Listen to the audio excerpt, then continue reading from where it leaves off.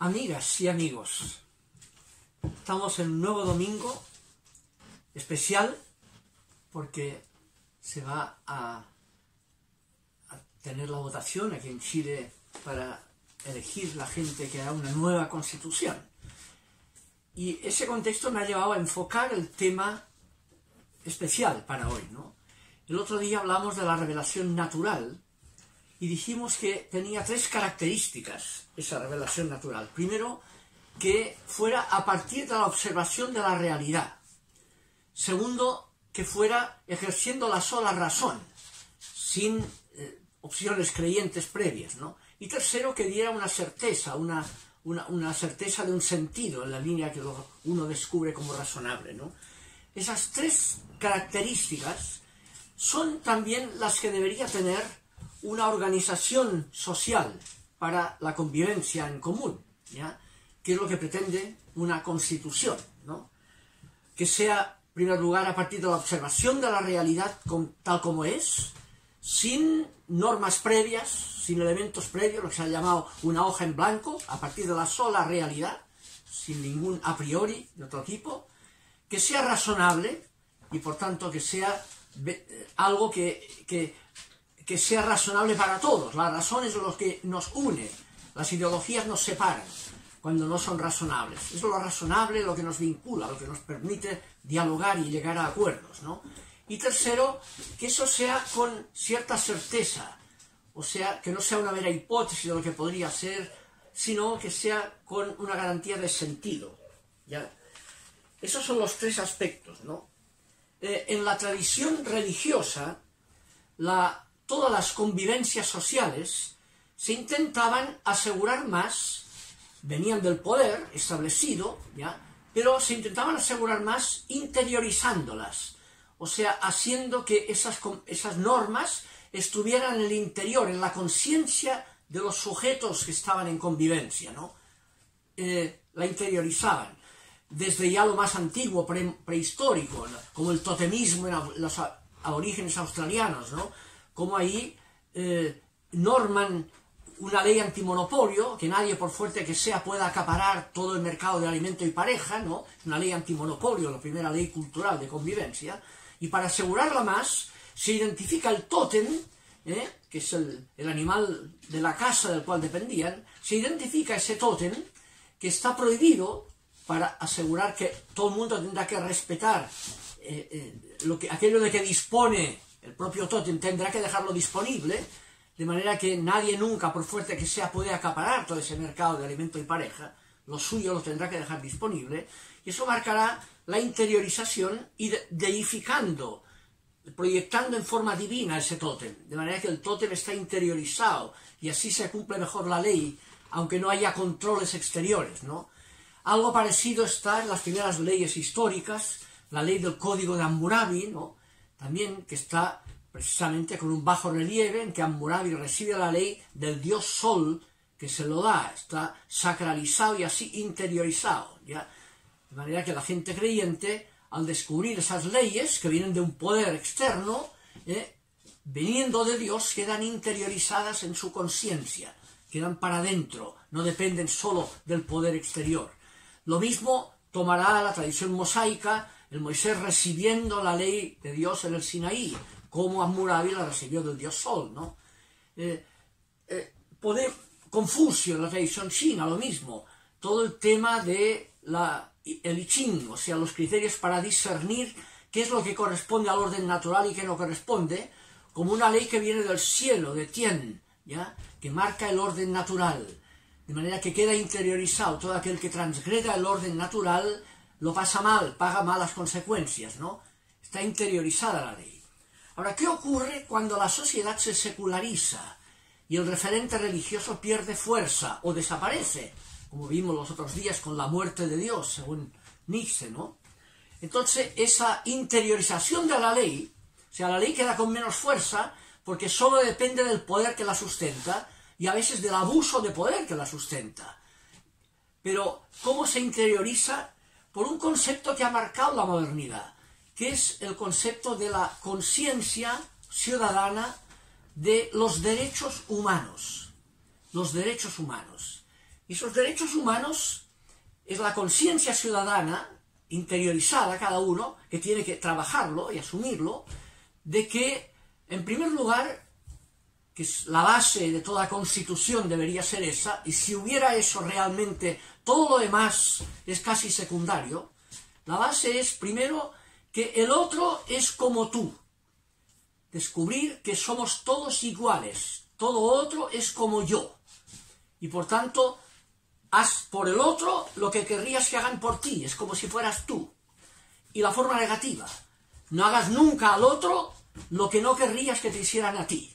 ¿Ya? Eso marca el punto. Fíjense que la misma proclamación de los derechos humanos de la ONU, el año 48, la primera, el primer artículo de los 30 que tiene, dice justamente eso: todos los seres humanos nacen libres e iguales en dignidad y en derechos, y dotados como están de razón y conciencia, apela a la conciencia, deben comportarse fraternalmente los unos con los otros. O sea, deben siempre ver al otro como me veo a mí mismo, es como yo, sea blanco, sea negro, sea mujer o sea hombre, es siempre como yo. Cuanto más radica en la conciencia eso, más asegurada está toda la legislación, está interiorizada, porque de alguna manera lo que llamamos la conciencia, el no hacerse trampa a uno mismo, ese llamado a la conciencia, equivale a lo que llamamos Dios. Dios está en la conciencia, lo que llamamos Dios. Es el punto. Por tanto, lo malo es actuar contra conciencia. Actuar en conciencia, realmente, no en palabras, sino en lo que cada uno se lo sabe, sin hacerse trampa a uno mismo, en conciencia. Eso funda la convivencia humana, el que todos seamos iguales y que decidamos libremente, siempre en conciencia, en pro de esa igualdad, que nos hace hermanas y hermanos. Ahora, en esa convivencia, con que el otro, el tú, cuando es como yo, y es más semejante a mí, más fácilmente sale ese tratarlo como yo mismo. El tema es que hay los seres humanos, hay gente que en nuestras sociedades quedan algo marginados. La sociedad, por tradiciones de todo tipo y por influencias políticas o de poder, simplemente ha marginado gente, ha hecho gente de segunda categoría, que no son como cada uno, como debería ser. Y ahí están los desvalidos, los que tienen algún defecto físico que nos permite, digamos, actuar como actuaría una persona sin esos defectos, ¿no? Los discapacitados, llamamos. Están las niñas y los niños, está el Sename ahí. Están los ancianos y ancianas, están las mujeres, están los indígenas en nuestras sociedades que han partido por el poder de unos vencedores, sometiendo a los vencidos como desiguales, y no descubriéndolos como hermanos iguales y tratándolos así. Esas categorías son las que deben priorizarse en una convivencia constitucional. Deben priorizarse esas categorías, deben estar en la base, ¿ya? Con todo lo que implica. Todo el tema de las AFD, por ejemplo, tiene que ver con una falta de tratar como tú a todas nuestras ancianas y ancianas. Lo mismo las leyes para igualdad de hombre y mujer en todos los niveles. Tiene que ver con transgredir que todo otro es como yo, sea varón, sea mujer. El racismo es una transgresión del ABC de toda convivencia humana, que está en el primer capítulo de los derechos humanos, obviamente, no hacer al otro lo que no querrías que te hicieran a ti, no hacer a un hombre de color oscuro lo que te gustaría o no te gustaría que te hicieran a ti si fueras de color oscuro, es ponerse en la piel del otro. Y eso tiene que tomar rango constitucional, es la base de todo. Todo lo demás son consecuencias de esa base, de igualdad fraterna, ¿ya? Esa es la base de la Constitución. No es la competencia, por tanto. Tiene que dejarse de lado la competencia. No es la propiedad privada, a costa de lo que sea. El éxito, dejando la propiedad privada en función del éxito. No es el éxito, es la convivencia fraterna. El tratar al otro como a ti mismo. digamos, y por tanto no es un desarrollo a costa de lo que sea, sino que el desarrollo es en función de que quede clara la igualdad fraterna de todas y todos, de no marginar a nadie. Eso es lo que tiene que marcar, creo yo, lo que sería una constitución interiorizada, que se base en la conciencia y asumida en la conciencia por todas las ciudadanas y los ciudadanos. Y eso es, de alguna manera, la forma en la modernidad que podría tener lo que cumplía el rol religioso, que era garantizar la ley desde el corazón, no desde el poder exterior que la impone, ya incluso pasando a llevar la conciencia de la gente y reprimiendo cuando la gente en conciencia protesta contra leyes injustas, ¿no? No se pueden reprimir desde el poder porque la ley se funda en la conciencia, ¿ya? Y por tanto eso es el primer derecho humano, y por eso el número 30 de los derechos humanos de la ONU, el primero es la afirmación de que todo otro es igual que tú, todo, ¿ya?